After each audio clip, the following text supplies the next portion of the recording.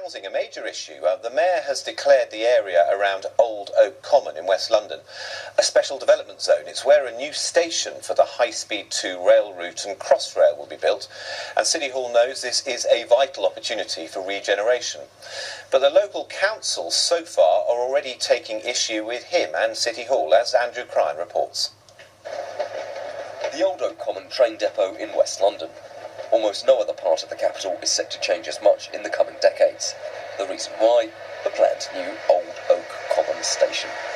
Now, it might not look like much today, but when it's finished, Old Oak Common is going to be absolutely vast. The biggest railway station in all of the UK, carrying 250,000 passengers every single day, where Crossrail meets HS2, meets Eurostar and local services. But making sure the surrounding area benefits from this huge new investment is a serious challenge.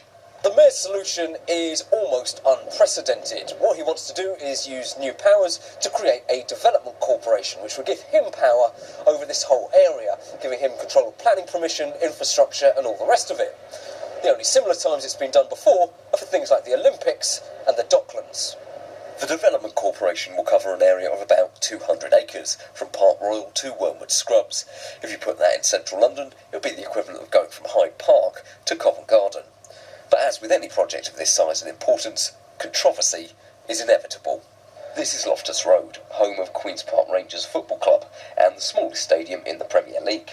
The club want to expand and say the local council pointed them in the direction of Old Oak Common. And what we've discovered is a massive regeneration project, not just for the football club, but for the area and for London as a whole.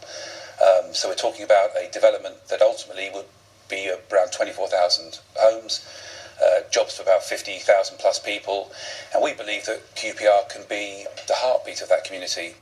Now, the idea of a new QPR stadium in Old Oak Common has the support of the Mayor of London, at least in principle, because the reality is that getting the new stadium built is easier said than done. The big problem for QPR, the land they want to build on, is currently owned by Car Giant, holder of the Guinness World Record for being the largest independent car dealership in the world, with over 700 staff, a turnover of £300 million a year, and 1,000 cars being sold here a week. They have their own plan to develop the site into homes, and say the QPR, very simply, can't have it. There's not going to be a stadium on this site. Definitely not a stadium on this side. It's not viable.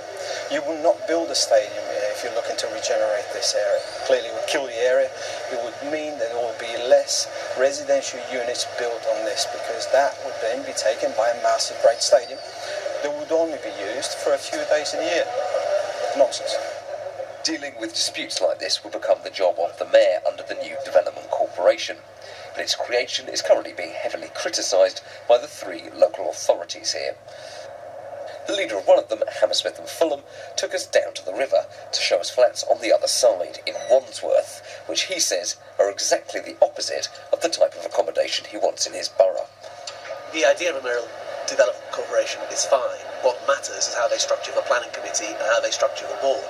And what I'm concerned about is that we get homes for Londoners that Londoners can afford, instead, as you see over here, homes for overseas investors who are snapping up large parts of London at the moment. And what I'm saying is that Labour councils, like Hammersmith and Fulham, like Ealing and like Brent, are standing up for Londoners and hoping to build homes that Londoners can afford. On Wednesday, the London Assembly will vote on whether to let the Mayor create the development corporation that he wants. The future of this part of West London will be determined by that vote.